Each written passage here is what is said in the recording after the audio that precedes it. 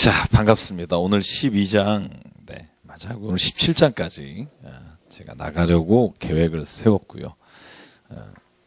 이제 다음 주면 요한복음이 끝나고요. 그 다음 주부터 사도행전을 이제 시작합니다. 기대가 됩니다. 저 사도행전, 진짜 한 2년 만에 다시 하는 것 같은데요.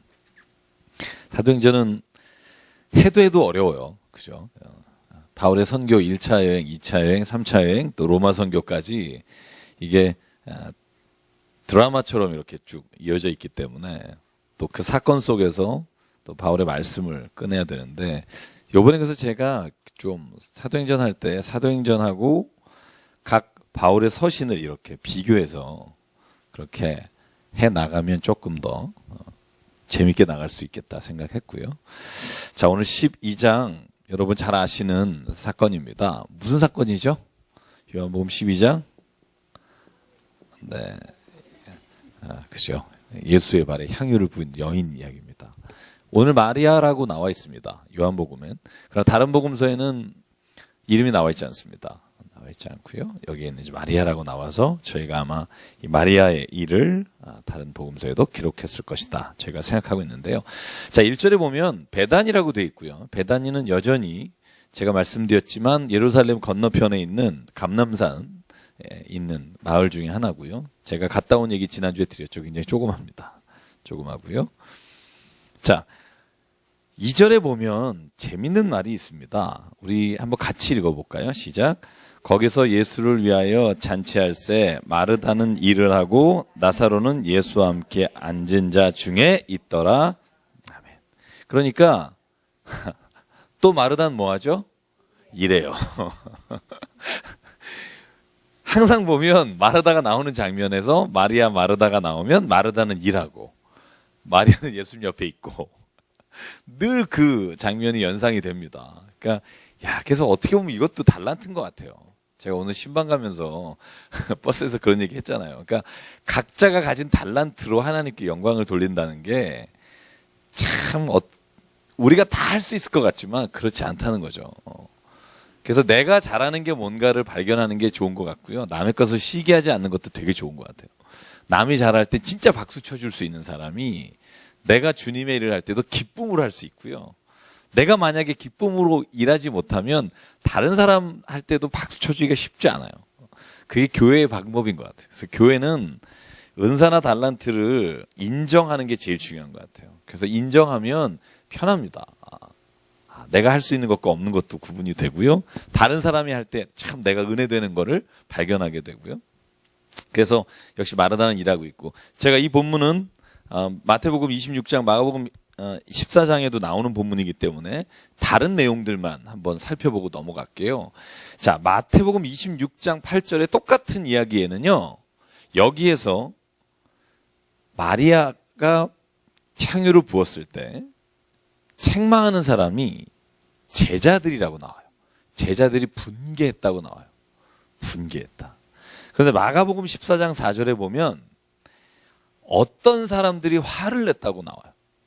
그리고 오늘 성경에 보면 오늘 5절 6절 한번 보실래요? 구체적인 이름이 처음 나와요. 누구죠? 가룟 유다가 말을 합니다. 그래서 말하는 내용이 아주 굉장히 이성적입니다. 향유가 300데나리온인데 팔아서 가난한 사람에게 주지 왜 주지 않느냐, 이렇게 말을 하고요. 자, 보시면 이 요한복음은요, 구체적인 이름이 많이 나와요. 여러분, 왜 우리 예수께서 5,000명을 먹이시는 장면에서도요, 구체적인 이름이 나오고요.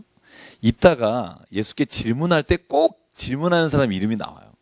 그래서 요한복음은 제가 이제 읽어볼 때 마태, 마가, 누가, 요한복음이 있잖아요.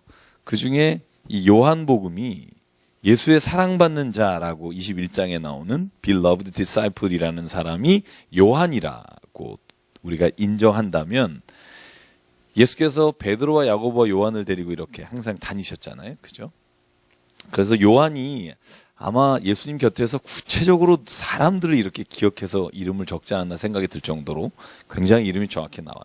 왜냐하면 또 이 이야기가 13장에 이 가룟 유다 이야기, 예수를 배반하는 이야기하고 또 18장에 구체적으로 이제 예수의 사건이 이렇게 고난이 시작되는데 그 이야기에 어떤 동선을 깔고 있는, 복선을 깔고 있는, 그래서 그 예수를 파는 사람이 가룟 유다인데 그 가룟 유다가 어떤 사람인지를 보여주는 그런 장면으로 소개하고 있는 것 같아요.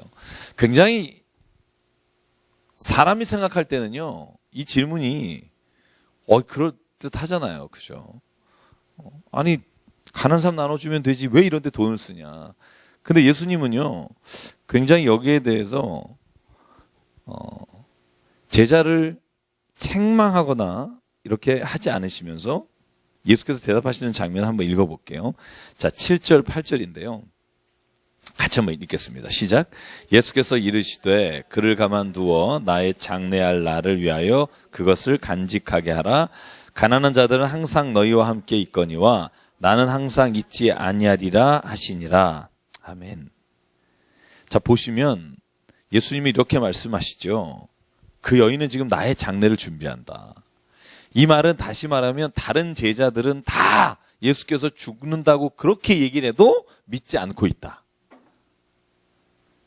그냥 듣기는 들어도 한 귀로 흘리고 있는데 마리아는 그걸 믿고 예수님의 장례를 준비하는 유일한 여인이고요. 그래서 16절 제가 지지난주에 읽었습니다만 이렇게 돼 있어요. 제자들은 처음에 이 일을 깨닫지 못하다가 예수께서 영광을 얻으신 후, 이게 뭐죠? 십자가에 돌아가시고 부활하신 이후에야 예수께서 이것을 기록한 것과 사람들이 예수에 한 것이 생각났더라. 이렇게 되는 거죠. 그러니까 나중에 깨닫는 거죠. 그래서 십자가의 길까지 가지 못하고 실제로 마리아는 예수님의 십자가 밑에 어머님과 함께 있었던 여인 중에 하나라고 우리가 알고 있거든요. 그런 걸 보면 아마 마리아는 이 말씀을 믿은 여인이라는 걸 알 수 있고요. 그러니까 실은 우리가 가난한 사람도 도와야 되죠. 구제해야 되죠. 그런데 어떻게 보면 신앙인에게 가장 중요한 것 중에 하나는 우리가 믿음으로 하나님과 함께하고 하나님과 예배하는 게 제일 중요한 것 중에 하나라는 거죠. 이 두 개가 결코 나눠지거나 분리하거나 어느 것 하나가 다른 것보다 못하지 않고 오히려 오늘 예수님 말씀을 비춰보면 우리가 이 세상에서 하나님과 예배하며 하나님과 교통하는 것이 우리에게 제일 중요한 일이다라는 걸 강조하시는 거라고 생각합니다. 그래서 오늘 예수께서 이 말씀을 하시고요. 마리아는 칭찬받는 여인이 나오고요. 오늘 요한복음에 나와 있지 않지만 예수께서 이 마리아를 칭찬하고 있다고 이 마태복음, 마가복음 나온 말씀 볼 수 있습니다. 자, 그 다음에 이제 이 12절부터 보면 제가 중간에 11절은 지난주에 말씀드렸지만 나사로 때문에 많은 유대인이 가서 예수를 믿게 됐어요. 그러니까 나사로가 죽었다 살아난 걸 보고 많은 사람들이 유대인 중에 예수님을 영접하게 되는 겁니다. 제가 나중에 한번 이 비슷한 이야기 나올 때 한 가지 얘기를 좀 드릴게요. 자, 12절부터는요. 호산나 종려가지 흔들면서 예수님을 이렇게 예루살렘에 입성하시는 장면입니다. 자, 14절에 예수님은 어린 나귀를 타고요. 입성하시고요. 이 기록된 바 시온 따라 두려워 말라 보라 너의 왕이 나귀 새끼를 타고 오신다 함과 같더라. 예언의 말씀을 인용했고요. 자, 이 말씀도 마태복음, 마가복음에서 저희가 다 살펴봤기 때문에 길게 설명하진 않겠습니다. 근데 저는 여기에서 군중들이 호산나 외치다가 결국 예수님의 십자가 앞에서 예수를 죽여라 하는 사람이 저는 굉장히 동일한 인물이 많았을 거라는 생각합니다. 우리도 조심해야 된다는 거죠. 우리도 예배는 드리지만 마지막까지 믿음을 지키는 자가 많지 않을 거다. 이런 말씀 보면 약간 그 위기도 느끼게 되고요. 실제로 우리의 믿음이란 게요, 참 보잘것 없잖아요. 저만 그런가요? 다 안 그러세요? 어느 날은 정말 믿음이 막 산을 찌를 것 같다가 정말 조금만 이렇게 오면, 제가 이따가 예수님이 죽으시고 부활하시는 장면 가시기 전에 제가 영화 하나를 봤어요. 천국에 다녀온 소년이라는 영화를 제가 우리 교인 중에 한 분이 꼭 보라고 그래서 제가 보면서 굉장히 많이 울었어요. 근데 뭐 때문에 울었냐면 목사님 이야기예요. 목사님 아들 아주 4살인가 천국에 갔다 왔는데 목사님이 안 믿어요. 그리고 사모님도 그렇고. 근데 나중에 점점 목사님 믿게 되고요. 아이는 갔다 온 얘기를 그냥 순수하게 하는데 그 얘기를 목사님이 교회에서 했다가 운영위원이 불러요. 다시는 그런 얘기 하지 말라고. 우리 교회를 이상한 교회로 만들지 말라고. 그래서 괴로워하는 이런 장면들이 있는데요. 그 장면 전에 제가 믿음에 관한 얘기를 하면서 생각난 게 뭐냐면 이 목사님이 굉장히 고통이 많아요. 그 어려움을 당해요. 그래서 본인도 이렇게 뭐 다치고 그래서 병원에 입원하고 계속 그런 어려움이 나오고 돈이 밀려서 집세를 못 내고 막 이런 어려움들이 계속 많이 와요. 막 겹쳐요. 그때도 막 견뎌요. 믿음으로 막 그러다가 이 아들이 죽게 돼요.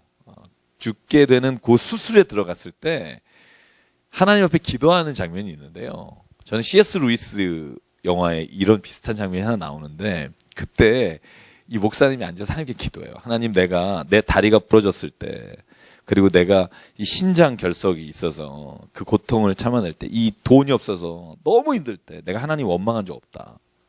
나는 하나님만 바라봤다. 그런데 기도하다 저는 이 장면에 너무 싫어요. 기도하다 본인이 열받아요.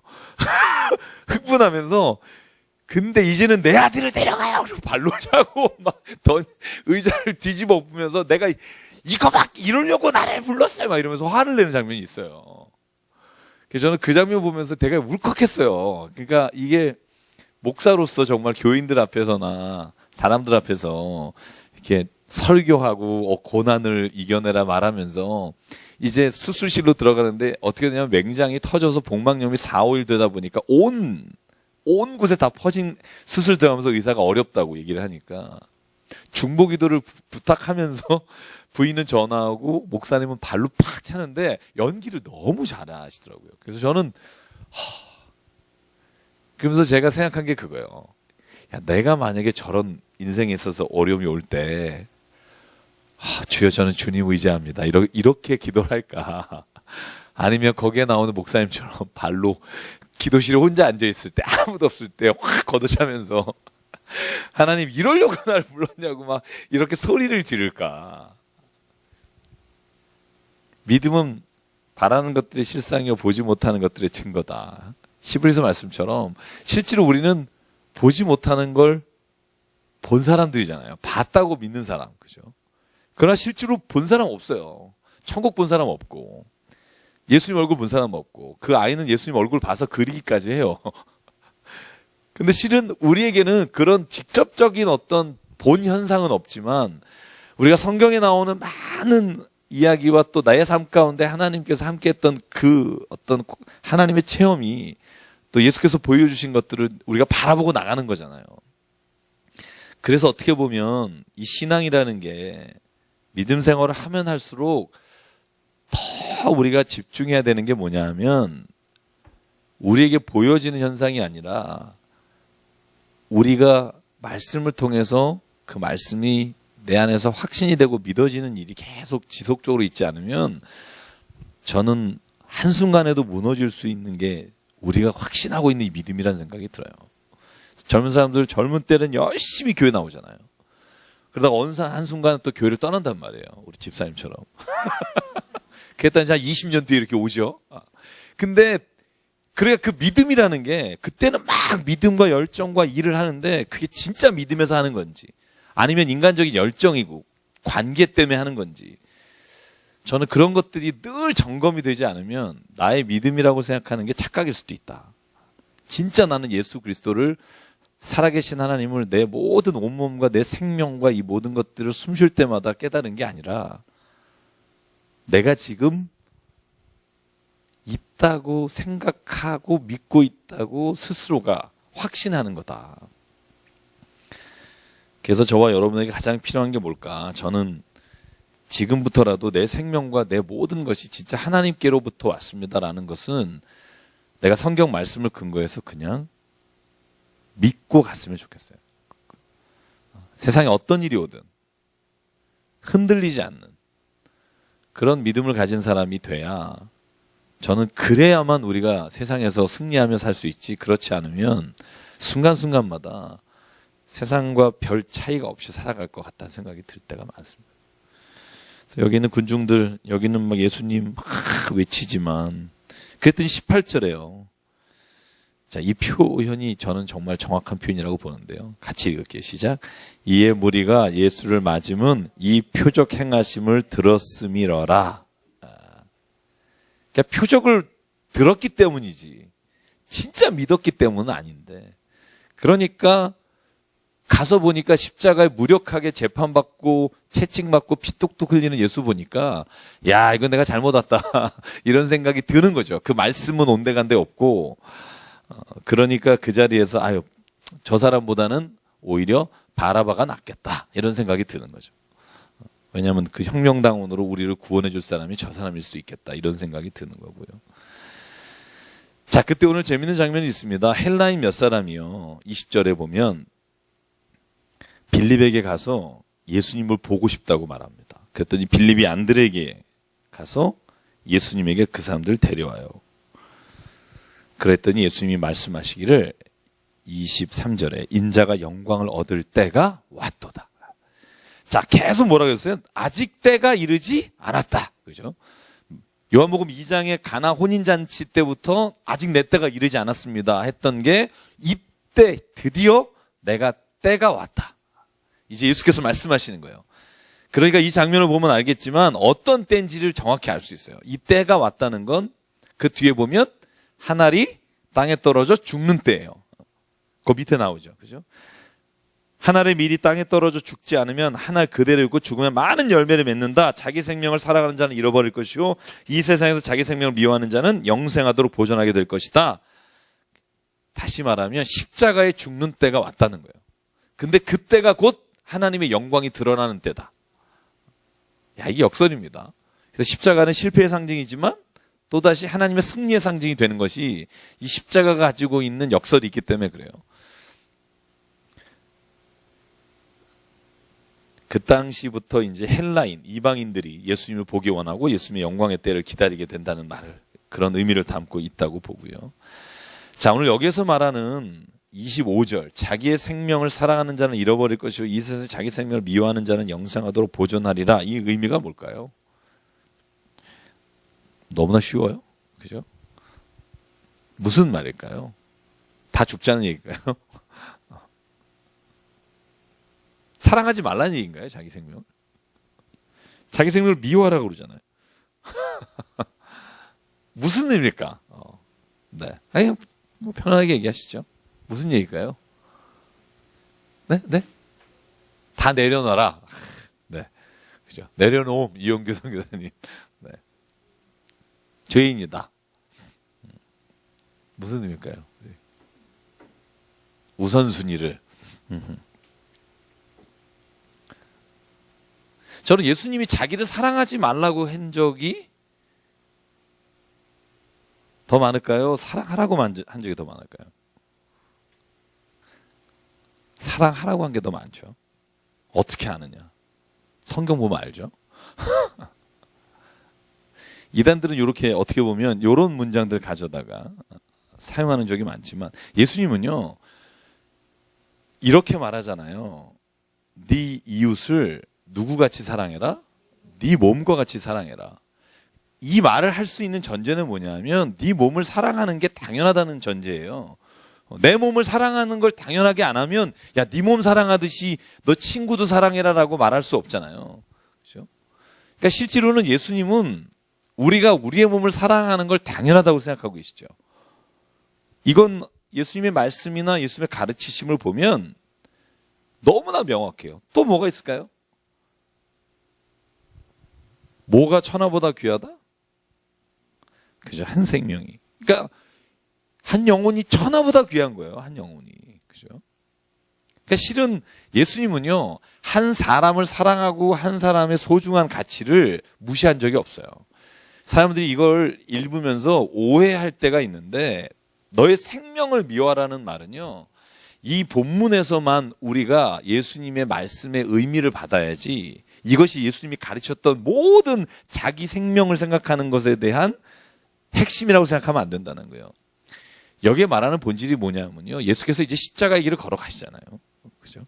이제 내 때가 온 거잖아요. 영광을 드러낼 때, 하나님의 영광을 드러낼 때. 그러면 예수님은 지금 자기 생명을 버리는 거잖아요. 포기하는 거잖아요. 그런데 예수님은 제가 지난주에도 자살도 아니냐 뭐 이런 질문을 했다고 그랬잖아요. 저한테. 예수님이 십자가 죽는 거 알면서 가는 건 자살 아니에요? 막 이런 청년이 있듯이 그런 의미가 아니라 예수께서 자기의 생명을 귀한 줄 알지만 그러나 이 생명이 하나님 앞에 쓰임 받는 것 자체를 하나님이 예수께서 역설적으로 말하는 거예요. 그러니까 내 생명을 사랑하는 자는, 그러니까 내 생명에 집착해서, 이걸 바꿔 말하면 제가 여기다 뭐라고 썼냐면 자신의 생명을 왜곡되게 사랑하며 이기적인 사랑으로 자기를 생명을 부지하는 자. 저는 우리가 하나님이 우리의 생명을 사랑하기를 원하시지만 왜곡된 부정적 의미로서 이기적인 사랑하는 걸 원하지 않으신다는 거죠. 하나님이 우리에게 주시는 사랑은 뭐냐면 이 생명이 하나님으로부터 왔기 때문에 소중히 여기고 간직하고 존중하는 것은 하나님이 원하는 사랑이지만 이것을 사랑하기 위해 다른 사람을 죽이고 해하고 뺏는 사랑이 있잖아요. 여러분 세상에 오늘 그런 일이 얼마나, 우리 집사님 오늘 개업 예배 갔다 그런 얘기 하셨잖아요. 그죠? 사업하다 보면 남을 밟고 죽이지 않으면 크게 하기가 쉽지 않은 그런 사랑. 그죠?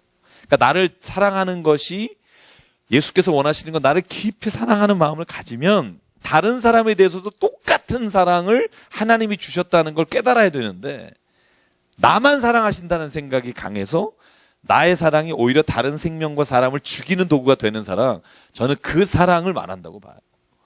그러니까 오히려 그런 자기를 사랑하는 왜곡된 사랑은 오히려 저는요, 우리가 이 세상을 살아가면서 하나님 말씀 안에서 오히려 미워하는 자가 돼야 된다고 저는 역설한다는 생각이 들고요. 예수님 결코 자기 생명을 사랑하지 않는 사람을 원하지 않으십니다. 자기 생명을 사랑하는 사람을 원하지만 그러나 보다 더 궁극적인 건 내가 사랑하는 내 생명이라면 누군가의 생명도 귀하다는 걸 깨달을 수 있는 사람. 그게 쉽지 않죠. 그죠? 일단 사람은 자기가 배불러야 되기 때문에 자기 먼저 사랑할 수밖에 없고요. 자, 그래서 오늘 24절을 잘 봐야 돼요. 24절에 보면 한 알의 밀이 떨어져 땅에 죽지 않으면 한 알 그대로 있고 죽으면 많은 열매를 맺는다. 이 열매가 뭘까 하는 거예요. 열매. 여러분 성경에 열매란 단어가 진짜 많이 나와요. 예수께서 하신 말씀 비유 중에 열매가 정말 마태복음 3장, 마태복음 7장, 요한복음 15장 열매 많아요. 열매란 단어. 열매가 뭘까요? 갈라디아서 5장 16절로 나오죠. 열매가 뭐죠? 2장 23절이죠. 뭐죠? 그렇게 많이 나오는데 열매가 뭘까? 생각해 보셨어요? 한번 깊게. 열매가 뭘까? 열매가 뭘까? 그죠? 네? 행실. 그쵸? 보통 열매 그러면 우리가 교회 안에서 하는 어떤 걸 말할 때가 많은데 성경의 원문에 예수님 말씀을 쭉 보면 여러분 마태복음 7장 한번 보실래요? 마태복음 7장만 한번 보고 가죠. 마태복음 7장. 7장 20절과 21절. 자, 좋은 열매는 아름다운, 그죠? 좋은 나무는 좋은 열매를 맺고 나쁜 나무는 나쁜 열매를 맺는다. 그 이야기를 쭉 하신 이후에 20절, 21절 같이 읽을게요. 시작. 그럼 그들의 열매로 그들을 알리라. 나더러 주여 주여 하는 자마다 다 천국에 들어가는 것이 아니요 다만 하늘에 계신 내 아버지의 뜻대로 행하는 자라야 들어가니라. 그러니까 열매에 대해서 쭉 말씀하시고 나온 다음에 결론적으로 말하기를 그들의 열매로 그들을 알아볼 것이다. 그들의 열매로 그들을 알아볼 것이다 라고 말하는 의미 다음에 주여 주여 하는 자마다 천국 가는 게 아니라 하나님의 뜻대로 행하는 자마다. 마태복음 3장에 똑같이 열매에 관한 말씀이 나오는데 마태복음 3장 8절은 이런 말이 있습니다. 회개에 합당한 열매를 맺어라. 자, 요한복음 15장에 나는 참 포도나무요 너희는 가지니 하나님은 농부다 이 얘기하면서 열매가 쫙 나와요. 열매 관한. 한번 요한복음 15장 보실래요? 읽으셨죠 다. 그죠? 자, 2절 같이 읽어볼게요. 요한복음 15장 2절. 자, 열매에 대해서 한번 생각해보고 가죠. 2절 시작. 물은 내게 붙어 있어 열매를 맺지 아니하는 가지는 아버지께서 그것을 제거해 버리시고 무릇 열매를 맺는 가지는 더 열매를 맺게 하려 하여 그것을 깨끗하게 하시느니라. 자, 8절 시작. 너희가 열매를 많이 맺으면 내 아버지께서 영광을 받으실 것이요 너희는 내 제자가 되리라. 16절 시작. 너희가 나를 택한 것이 아니요 내가 너희를 택하여 세웠나니 이는 너희로 가서 열매를 맺게 하고 또 너희 열매가 항상 있게 하여 내 이름으로 아버지께 무엇을 구하든지 다 받게 하려 함이라. 아멘. 열매요. 예수님이 하신 말씀 중에 가장 많은 비중 중에 하나가 열매 맺는 거예요. 열매 맺는 거. 아까 우리 박 집사님 말씀하신 대로 행실과 관련된 게 많아요. 행함이라는 뜻이 많고요. 근데 그 행함이라는 게 눈에 보이는 행함만이 아니라 갈라디아서의 바울의 말씀을 보면 성령의 9가지 열매처럼 내적인 성품과 내적인 삶의 변화도 열매도 포함한다는 거죠. 그래서 실은 이 열매를 그 뒤에 17절의 본문을 보면 아하, 이거로 요약할 수 있겠네? 제가 혼자 그런 생각이 들었어요. 바로 열매를 맺어라 한 다음에 17절에 같이 읽죠. 요한복음 15장 17절 시작. 내가 이것을 너희에게 명함은 너희로 서로 사랑하게 하려 함이라. 그렇죠? 그래서 한번 이제 멀리 돌아왔으나 행함이 결국 사랑이에요. 그러니까 자기의 생명을 사랑하는 자, 자기의 생명을 미워하는 자 이런 얘기로 나오지만 결국은 성령의 9가지 열매 첫 번째도 사랑이에요. 그죠? 예수께서 말하는 모든 것의 핵심은 사랑이에요. 그러니까 내가 행하는 것도 내가 구원받으려고 행하는 게 아니라 사랑하기 때문에 행해야 되는 거고. 내가 모든 일에 있어서 하나님이 원하시는 대로 내가 그 뜻대로 행하는 것 역시도 사랑으로 해야 되는 거고. 억지로 행하면 그건 하나님 보시기에는 행한 게 아닌 거예요. 참 어려워요. 그래서 소가 이렇게 끌려가듯이 가서 행한 게 아니라 내 마음이 온전히 사랑하는 마음으로 그 일을 해야 하나님은 내 뜻대로 거하는 사람이라고 말하거든요. 그래서요, 신앙생활을 한다는 게 처음에는 굉장히 쉬워 보이지만 저희가 깊이 들어가면 이 행함은 결론이 이래요. 저는 내가 할 수 없는 거다. 하나님이 내 안에 거하시고 내가 너희 안에 거하는 것처럼. 그러니까 예수님은 결국은요, 요한복음 15장에 어떻게 가냐면 그래서 16장까지 가면 딱 하나로 귀결돼요. 그러므로 내가 너희 안에, 너희가 내 안에 거하라. 그러면 무엇이든지 구하는 대로 너희가 응답받을 것이다. 이 말을 우리는 막 구하면 하나님이 주실 것이다. 그래서 우리가 기도하면서 응답받기를 원하지만 전체적으로 보면 제가 느낌이 뭐냐면 네가 이 행함, 하나님이 말씀하신 열매를 맺으려면 사랑이 있어야 되는데 그 사랑은 너의 힘으로 도저히 할 수 없고 할 수 있는 방법이 딱 하나 있다. 보혜사 성령이 너에게 오시면 성령 안에 거하라. 성령이 너의 안에 거하고 그러면 네가 진짜 사랑할 수 있다. 그러면 열매를 맺을 수 있는 거지. 네가 열매를 맺겠다고 애쓰고 죽어야지 그러면 죽다 살아나는 게 더 혈기가 왕성해요. 죽으려면 아예 죽어야 되는데 그래서 결국은요, 이 요한복음에 예수께서 마지막으로 말씀하시는 13, 14, 15, 16, 17절, 17장을 보면 하나로 가요. 내 안에 거하라. 야, 그래서 그게 그냥 내 안에 거하라 이런 게 아니라 이 전체적인 내용을 쭉 보면서 깨닫는 게 뭐냐면 하나님 안에 거하지 않으면 한 시간도 그걸 이룰 수 없는 존재예요. 그게 제가 볼 때 신앙생활을 하려고 하면 할수록 더 내 마음이 힘들어지는 이유 중에 하나인 것 같아요. 왜냐하면 내가 온전히 성령 안에 거하지 않고 행하면 행하고 나서도 내 마음이 상하게 되고 좋은 일 하고 나서도 성질나고. 여러분 그런 적 없어요? 저만 그래요? 용서해놓고도 굉장히 찝찝하고 막 이런 거 있어요. 그래서 오늘 말씀하시는 게 그겁니다. 네가 죽어야 열매를 맺는다. 이 말을 다시 바꿔보면 이런 거죠. 너는 죽고 예수가 살아야 된다. 예수가 내 안에 사시면 진짜 열매를 맺을 수 있다. 근데 이게 좀 어려운 거죠. 내 자존감이라고 자존심, 혹은 내가 가지고 있는 인생에 있어서 내가 생각하고 원래부터 갖고 있었던 가치관 이런 것들이 비워지기가 너무 어렵거든요. 자, 그래서 오늘 26절 같이 읽을게요. 이건 12장 26절입니다. 네. 자, 같이 읽죠. 시작. 사람이 나를 섬기려면 나를 따르라. 나 있는 곳에 나를 섬기는 자도 거기 있으리니 사람이 나를 섬기면 내 아버지께서 그를 귀히 여기시리라. 네. 그런데 27절 예수께서 감람산에서 기도하실 때 겪었던 그 괴로움을 토로하십니다.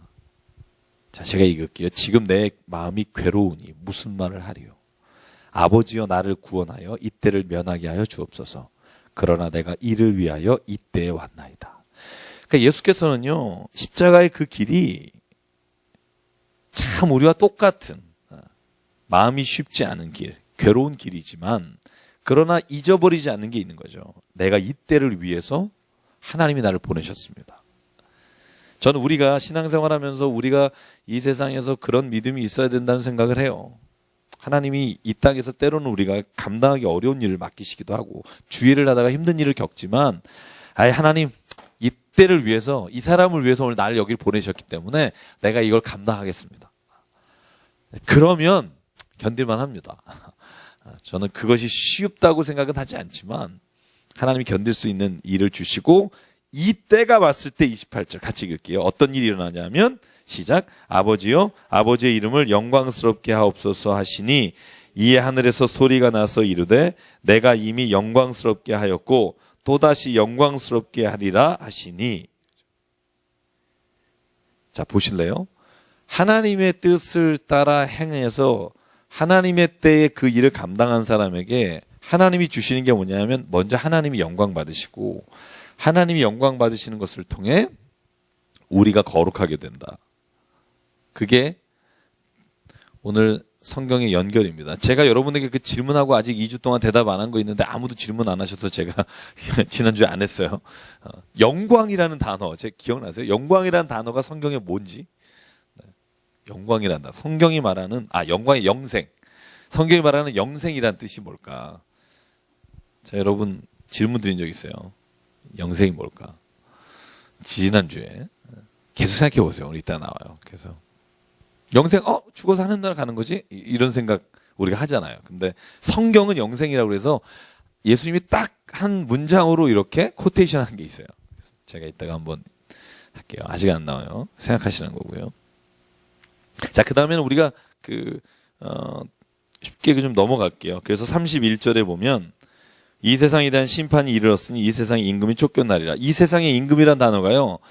반복적으로 3-4번 나옵니다. 근데 이 세상의 임금이 눈에 보이는 위정자란 말, 왕과 통치자란 말을 갖고 있지만 그러나 동시에 여러분 이런 거죠. 공중의 권세 잡은 자라는 의미가 있어요. 그래서 예수께서 심판하실 때는 이 땅의 통치자만이 아니라 공중의 권세 잡은 자까지 다 하나님께서 심판하신다.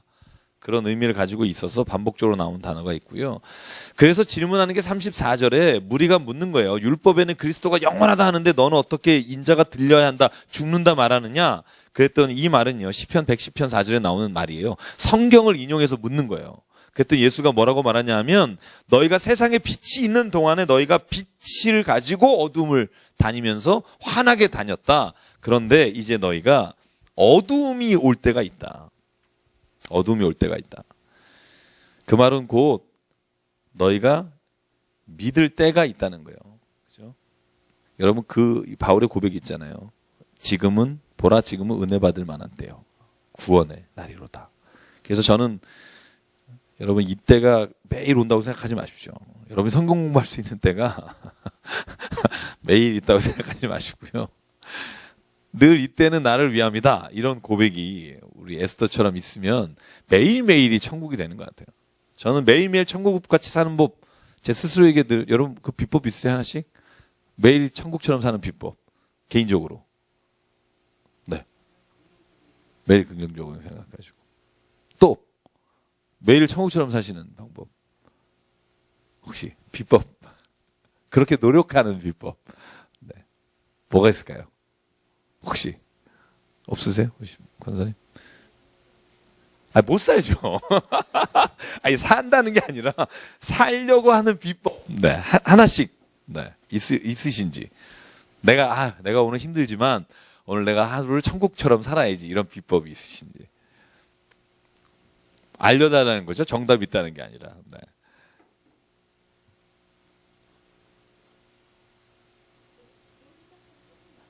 기도를 시작하면. 네. 또 없으세요? 우리 뒤에. 우리 이승준 전사님. 매일 천국처럼 사는 비법. 있을 것 같아서.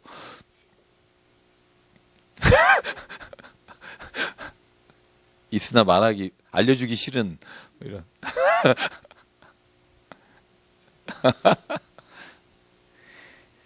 모르겠어요. 뭐. 네. 처음 하듯이.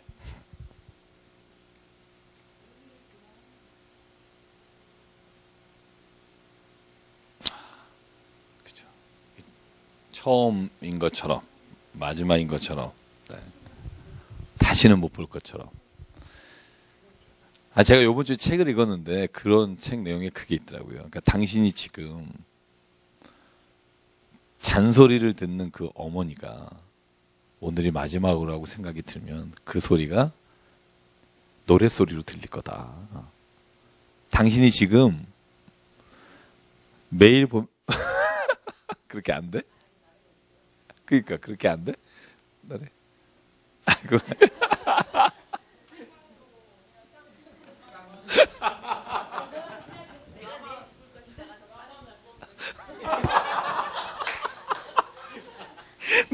나만 죽고 상대방은 계속 똑같아.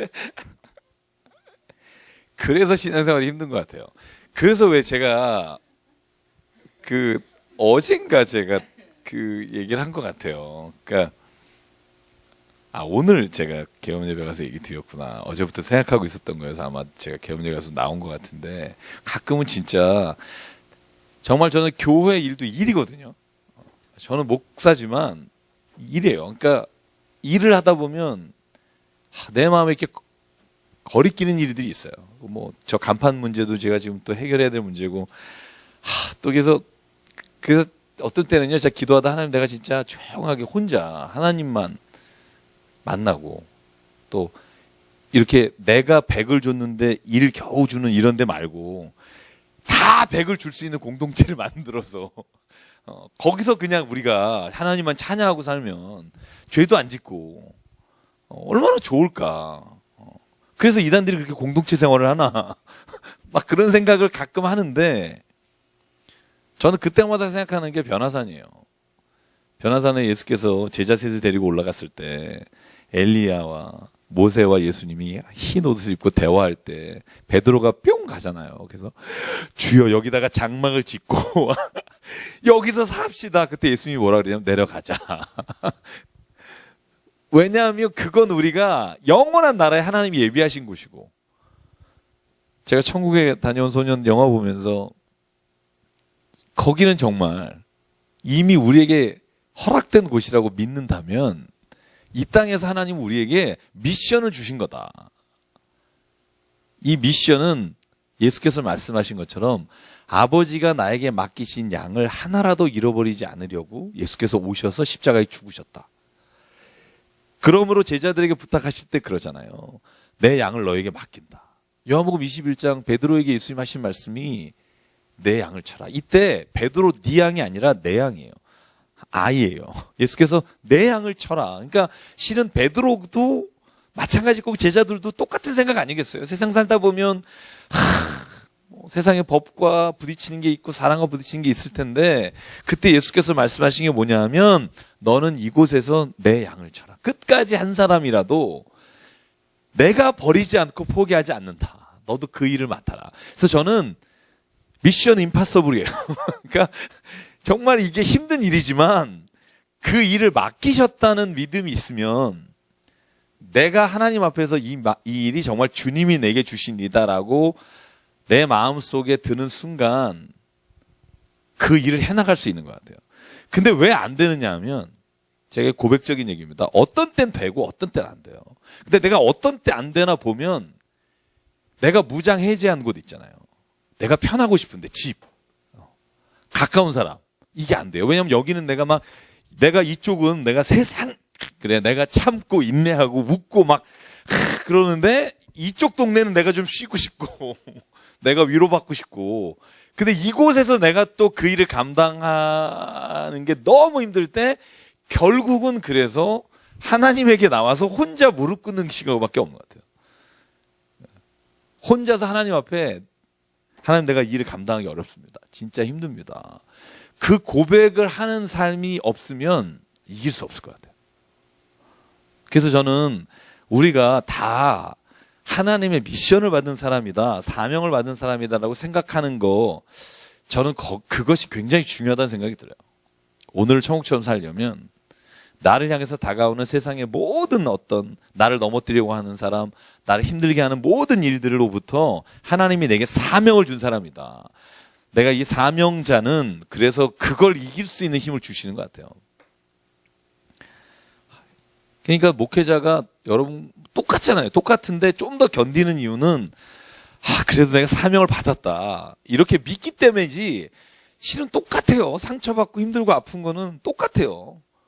저는 그것이 다르지 않다고요. 제가 요즘 화요일날 그 CTS 방송 1시간 하면서 우리 교단뿐 아니라 우리 교계에 있는 목사님들하고 계속 방송을 같이 하면서 어제도 제가 두 목사님, 큰 교회 하시는 목사님하고 대화를 나누면서 그분들도 참 별로 다르지 않다. 그분들도 교회를 떠나 있는 걸 너무 좋아하시더라고요. 휴가 갔다 온 얘기하는데 너무 좋았다고. 막 그런 걸 보면서 이분들도 힘든 게 있겠구나. 사람이라. 근데 그런데도 말의 마지막은 그런 거예요. 그래도 하나님이 주신 일이니까 이 일을 잘 맞춰야 된다는 사명감 하나로 그걸 이기는 것 같아요. 그래서 제가 개업 예배할 때 늘 말씀드리지만 그 회사가 주님이 나에게 맡겨주신 곳이다. 내가 주님이 사명을 주신 곳이다라고 해야 이기지 아니면 이기기가 어려운 것 같아요. 가정도 마찬가지예요. 여기도 내 사역지라고 생각해야지 여기서 쉬려고 그러다가 큰일 나는 경우 많아요. 무장해제했다가 이게 성적 나오고 막 이러니까 그래서 역시 주님 안에 거하는 것밖에 없고 저는 사명을 생각하는 것밖에 없다고 생각해요. 다 사명입니다. 따지고 보면 내가 오늘 일어나서 누구를 만나는 것도 사명자로 가야지 그렇지 않으면 또 시험 듭니다. 사람 만나서 그 사람의 태도나 이런 거에 시험 들고 내가 너보다 못한 게 뭐 있냐 이렇게 생각이 들면서 또 내 안에서는 또 힘듦이 있고 그래서 이 믿음이죠. 마지막 때 하나님이 이 모든 세상 권세를 물리치신다. 그래서 때가 있습니다. 때가. 당신에게 그 일이 맡겨준 게 감사해야 합니다. 왜냐하면 그것도 때가 있기 때문이고요. 자, 그래서 오히려 40절에 제가 예전에 설명드린 본문이 나와요. 그들의 눈을 멀게 하시고 그들의 마음을 완고하게 하셨으니 이는 그들로 하여금 눈으로 보고 마음으로 깨닫고 돌이켜 내게 고침을 받지 못하게 하려 함이라. 어떻게 보면 이 모진 말씀인 것 같고 예수께서 사람을 분간한 것 같으나 제가 역설적인 표현이라고 말씀을 주셨죠. 내버려 두는 거예요. 내버려 두는 거. 로마서 1장의 말씀처럼 그들이 악 가운데 있고 빛을 받아들이지 않는 자이기 때문에 그들을 그냥 내버려 두는 거예요. 그들이 깨달을 때까지. 자, 그렇게 받아들이지 못하는 사람을 이렇게 43절에 예수께서 말하죠. 자, 시작. 그들은 사람의 영광을 하나님의 영광보다 더 사랑하였더라. 47절 볼게요. 같이 읽게요. 시작. 사람이 내 말을 듣고 지키지 아니할지라도 내가 그를 심판하지 아니하노라. 내가 온 것은 세상을 심판하려 함이 아니요 세상을 구원하려 함이로다. 아멘. 자, 오해하지 마셔야 돼요. 예수께서 지금 오신 것이에요. 지금. 십자가에 달려 죽으시는 거. 다음에 오실 땐 심판하러 오세요. 지금 내가 온 건 심판하러 온 게 아니다라는 말이에요. 그래서 예수께서 이따가 그런 말이에요. 내가 지금은 너희가 나를 보겠으나 조금 있다가 나를 못 본다. 그러나 좀 더 있다가는 나를 보게 될 것이다. 그래서 질문을 하잖아요. 아니 뭐 조금 있다가 보고 조금 더 있다는 뭐냐고 질문하는데 예수께서 이번에는 구원하러 오셨다는 거예요. 그러나 마지막 때는 심판 때가 있다. 그걸 너희가 믿느냐? 이런 질문을 하죠. 자, 그래서 50절. 나는 그의 명령이 영생인 줄 아노라. 그러므로 내가 이르는 것은 내 아버지께서 내게 말씀하신 그대로 하시니라. 아멘. 자, 영생은 17장 가서 하고요. 자, 13장. 여러분 너무나 잘 아는 말씀이고요. 자, 너무나 잘 알기 때문에 모든 성경에 나온다고 착각하는 본문이 여기예요. 예. 자, 유명한 거죠? 마지막 제자들과 함께 최후의 만찬 하실 때 제자들의 어딜 씻겨주죠? 발을 씻기는 장면. 요한복음에만 나옵니다. 그래서 우리가 너무 많이 들어서 마테마가도 나온다 생각하는데 요한복음에만 나와요. 누가복음에도 안 나오고. 자, 요한복음 이제 13장으로 갔고요. 자, 여기 본문에 나오는 말씀을 잘 보면 가룟 유다에 대한 초점이 있다는 생각을 갖게 되고요. 그래서 가룟 유다가 앞뒤 병렬식으로 나와요. 잘 보시면 2절하고 27절이 이 발을 씻는 장면을 전후로 해서 가룟 유다에 관한 이야기가 이 이야기를 싸고 있어요. 자, 2절 같이 읽어볼까요? 이제 1절부터 같이 읽어볼게요. 1절이 예수께서 이 발을 닦으시는 어떤 배경이 되는 건데요. 같이 읽을게요. 시작. 6월절 전에 예수께서 자기가 세상을 떠나 아버지께로 돌아가실 때가 이른 줄 아시고 세상에 있는 자기 사람들을 사랑하시되 끝까지 사랑하시니라. 아멘. 자, 제가 질문 하나 할까요? 여기에 자기 사람들을 사랑하시되 할 때 자기 사람들의 가룟 유다가 포함될까요? 안 될까요? 포함. 네. 가룟 유다 발 씻겨주세요. 나는 그 발 안 씻길 것 같아요. 걔 나갈 때까지 기다렸다가 나간 다음에 야, 니들 깨끗이 닦자. 이럴. 아, 씻게다 꼬집어요? 아. 기도하고 오세요. 여기 들어가서. 참. 자, 2절에 보면 재밌어요. 같이 읽어볼게요. 시작. 마귀가 벌써 시몬의 아들 가룟 유다의 마음에 예수를 팔려는 생각을 넣었더라. 자, 이미 누가복음 22장에 보면요. 발을 씻기는 이 마지막 만찬 전에 이미 가룟 유다가 대제사장에게 가서 은 30에 예수를 팔겠다고 하고 와요. 그리고는 여기에 들어와요. 요한복음에 그 이야기가 없지만 그런 걸 보면 이때 이미 가룟 유다는 거기에 앉아서 가증스럽게 은 30을 가지고 예수와 함께 만찬을 하고 있는 겁니다. 그걸 뭐라고 표현하냐면 마귀가 벌써예요. 그러니까 그 전에 예수를 팔려는 생각을 넣었습니다. 은 30을 갖고 있는 겁니다. 자, 근데 예수는요. 자기 하나님께로 돌아갈 이야기를 다 마치신 후에 겉옷을 벗고 수건을 가져다 허리에 두르고 대야에 물을 떠서 제자 발을 씻깁니다. 그랬더니 시몬 베드로가 6절에 뭐라 그래요? 내 발을 씻기시니까 예수께서 대답하시되 내가 하는 것을 지금 알지 못하지만 이후엔 알게 될 거다. 8절 같이 읽게요. 시작. 베드로가 이르되 내 발을 절대로 씻지 못하리이다. 예수께서 대답하시되 내가 너를 씻어주지 아니하면 내가 나와 상관이 없느니라. 9절. 시몬 베드로가 이르되 주여 내 발뿐만 아니라 손과 머리도 씻어 주옵소서. 머리보다 가슴이 앞서는 사람. 네, 베드로. 그죠? 절대로 안 된다 그러다가 왜냐하면 이유가 있죠. 고대 근동 이스라엘은요. 노예나 종이 발을 씻게 돼 있고요. 이 일을 상전히 한다는 걸 생각할 수가 없습니다. 그런데 예수는요. 여태까지는 이런 일이 없었다는 걸 알 수 있어요. 왜? 이런 일이 있었다면 제자들이 자연스럽게 했겠죠. 절대로 안 됩니다. 이렇게 안 했을 겁니다. 그러니까 예수께서도 이 일은 지금 처음 하시는 거예요. 제가 저번에 한번 설명드린 적 있어요. 예수께서 죽기 이틀 전이에요. 그죠? 이틀 전. 그죠? 하루 전이네요. 하루 전이에요. 하루 전. 그러면 잡혀서 6시간 만에 돌아가시니까요. 예. 뭐 거의 그죠? 이 저녁이고 바로 아침에 달려서 오후에 돌아가세요. 그러니까 실은 이게 불과 조금 있다가 돌아가실 거잖아요. 예수께서 하신 마지막 일이에요. 그죠? 이거 하시고는 기도하러 가시다가 바로 잡혀가시거든요. 죽기 전에 마지막 하고 싶은 일.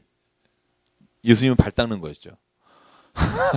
여러분 죽기 전에 뭘 하시고 싶으세요? 죽는 거 안다. 내가 내일쯤 죽는다 이러면 오늘 사랑하는 사람과 함께 뭐 그죠? 뭐 어디 좋은 데 가서 뭐 식사를 한다거나 아니면 내가 정말 미안한 사람에게 찾아간다거나 뭐 여러분 요즘 유행하는 책 중에 그런 거 많잖아요. 죽기 전에 해야 할 뭐 50가지, 30가지, 10가지, 가봐야 될 뭐 몇 100군데 뭐 이런 책 유행처럼 나오잖아요. 근데 실은 예수님은 발 닦는 거였어요. 그게 굉장히 상징적 의미가 있는 거죠. 왜냐하면 너희도 가서 이와 같이 하라. 이게 이 일을 한 이유예요. 성경 한번 볼까요? 자, 예수께서 하시는 말씀이 뭐냐 하면 15절에 같이 읽어볼게요. 시작. 내가 너희에게 행한 것 같이 너희도 행하게 하려 하여 본을 보였노라. 그러니까 실제로 예수께서 이 일을 한 이유가 딱 하나예요. 내가 너희에게 보여주려고 하는 거다. 죽기 전에. 너희가 이걸 가서 하라고 내가 너를 오늘 불렀다. 그게 뭐냐 하면 발 닦는 거다. 섬기는 거다. 낮아지는 거다. 어린아이 같지 않으면 이라고 말씀하시면서 너희가 서로 종되어라. 이렇게 말씀하신 걸 말해도 못 알아들으니까 마지막으로 가시기 전에 발 닦아주시면서 내가 말한 게 뭔 줄 아니? 이거다. 라고 얘기해 주시는 거예요. 그러니까 이 장면은 어떻게 보면 예수께서 우리에게도 오늘 요청하시는 일이라고 봐요. 우리가 마지막 원하시는 게 뭘까? 발 닦는 거다. 참, 무덤인 사람은 닦기 힘들죠. 예수님도 참, 특히요, 제가 왜 이런 얘기 드냐면, 우리는 지금 발을 보호하는 시대잖아요. 옛날에는 그냥 양말 없이 샌들 신고 다녔던 때거든요. 발이요, 엄청 험했다고요. 더러운 것도 정말 더럽지만, 가보시면 알겠지만, 광야라는 길이요, 발이요, 한 번 걷고 나면 시커매져요. 양말 신어도. 근데, 그곳에서 샌들 신고 다녔다고 생각해 보세요. 그 거친 발 하며 이거 발 닦는다는 게 그래서 우리가 생각하는 그 낭만적인 일이 아니고요. 우리가 뭐 세족식 이렇게 얘기하지만 정말 천한 일이에요. 근데 예수는 그 일을 하시거든요. 제자들에게 요청하시고. 그래서 저는 이 일 자체가 오늘 하나님께서 예수를 통해서 우리에게 주시는 사명이라고 보는데요. 오늘 27절을 먼저 볼게요. 27절에 가룟 유다 얘기가 좀 나와요. 자, 2절 읽었고 27절. 자, 같이 읽겠습니다. 시작. 조각을 받은 후 곧 사탄이 그 속에 들어간지라. 이에 예수께서 유다에게 이르시되 내가 하나님 하라 하니라. 자, 네가 하는 일을 속히 하라 하시니. 자, 여기 보면 사탄이 2번 들어가잖아요. 그죠? 2절에 벌써 들어갔다 그랬는데 또 여기 들어가요. 그래서 어떤 사람 제가 얘기했잖아요. 가룟 유다도 예수님께서 십자가에 죽는 일에 일조한 거 아니냐. 하나님의 사명을 받고 그를 십자가에 죽는 일에 이렇게 쓰임받는 게 아니냐. 이런 얘기를 한 사람이 있다고 말씀드렸잖아요. 실제로 그런 책들도 있는데 여기를 주목해서 보면요. 사탄이 그때 딱 들어간 게 아니고요. 이미 그 안에 사탄의 마음이 있는 거예요. 자, 주목해서 보셔야 돼요. 예수께서 베드로에게 주는 그리스도 살아계신 하나님의 아들이십니다. 고백한 다음에 마태복음 16장에 보면 예수가 말하죠. 야, 바요나 시몬아, 진짜 너에게 그걸 알게 하시는 하나님이시다. 칭찬한 이후에 내가 이제 인자가 고난을 당하고 십자가에 죽고 이 얘기를 하니까 주여 절대로 그렇게 할 수 없습니다. 그럴 때 예수께서 뭐라 그래요? 사탄아 내 뒤로 물러가라 이렇게 말하잖아요. 그러니까 사탄이 그에게 들어갔다, 사탄이 그를 움직였다 이런 표현들이 실은 성경적 표현으로 보면 내가 그 사탄의 마음을 취했다는 의미를 갖고 있어요. 여러분 그래서 모세 이야기 보면 여러분 출애굽기 보면 바로의 마음을 하나님이 강팍하게 하사, 그죠? 강팍하게 하사 발음도 힘들어, 그죠? 계속 반복해서 나오거든요. 그러면은 아니 모세는 바로는 가만히 있는데 안 할라 그랬는데 하나님이 그 마음을 강팍하게 해서 10번이나 이스라엘 백성으로 하여금 인내하도록 하기 위해 바로를 쓰셨다. 이렇게 생각하는 경우가 있는데 성경은요. 누구를 강팍하게 한다거나 사탄이 들어갔다고 할 때 그걸 피동적으로 들어갔다는 게 아니라 내 마음에 그 일을 취할 마음을 갖게 됐다는 걸 의미하는 거예요. 여러분 구원도 내가 얻었다 말하지 받았다라고 말하지 내가 구원을 취했다 이렇게 말해요? 아니요. 구원을 선물로 받은 거예요. 근데 구원을 선물로 받은 사람과 구원으로 선물을 못 받은 사람을 구분한다 할 때 그 구분의 기준이 뭐냐는 거죠. 내가 그 구원을 믿음으로 받았느냐 안 받았느냐가 포함되어 있어요. 마찬가지예요. 사탄이 그 마음에 들어갔다는 건요. 여러분 괴테 그 파우스트 읽어보셨어요? 괴테 파우스트 맨페스토 팰러스인가요? 그 이렇게 유혹하는 그죠? 유혹하는 그 인물을 보면 딜을 해요, 딜. 너무 원하는 게 있어요. 그러면 야, 내가 이거 해줄게. 그럼 너 영혼을 나에게 바쳐라. 그죠?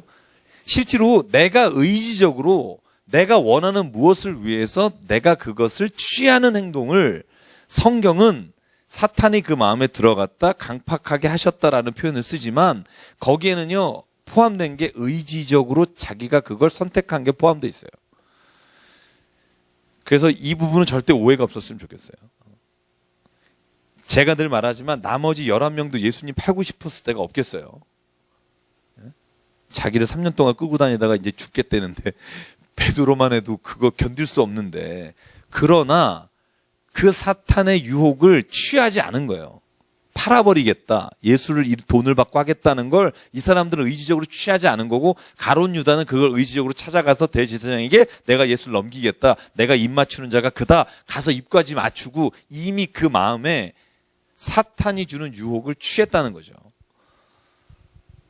그래서 잘 보시면 저는 우리에게도 똑같은 유혹이 이 세상에서 있다고 봐요. 신앙의 길을 걸어가다가도 결국 이걸 내가 의지적으로 이걸 취하느냐가 안 취하느냐가 결국 하나님이 보시기에 그가 하나님의 뜻대로 행했느냐 안 했느냐의 기준이 된다고 봐요.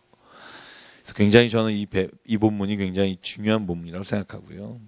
자, 20절을 한번 볼게요. 다시 올라가서 예수께서 말합니다. 나를 영접하는 자는 누구를 영접하는 거다? 나를 보내신 이를 영접하는 거다. 그러니까 우리가 왜 예수 그리스도를 통해 하나님의 나라에 들어간다라고 말할 때 예수님이 말씀하시는 의미가 뭐냐 하면, 예수를 영접하고 예수를 하나님의 보내신 자로 믿고 예수께서 하신 모든 것이 이루어질 거라고 믿는 것은 곧 하나님을 믿는 것이라는 거예요. 왜냐하면 누구도 하나님을 본 사람이 없기 때문에.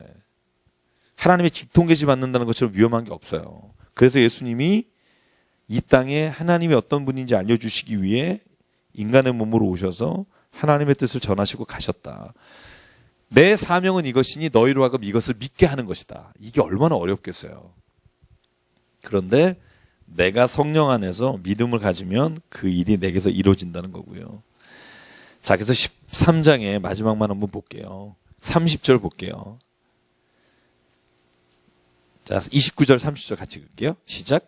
어떤 이들은 유다가 돈꾀를 맡았으므로 명절에 우리가 쓸 물건을 사라 하시는지 혹은 가난한 자들에게 무엇을 주라 하시는 줄로 생각하더라. 유다가 그 조각을 받고 곧 나가니 밤이러라. 자, 예수께서 27절에 야, 유다에게 이르시되 내가 하는 일을 속히 하라.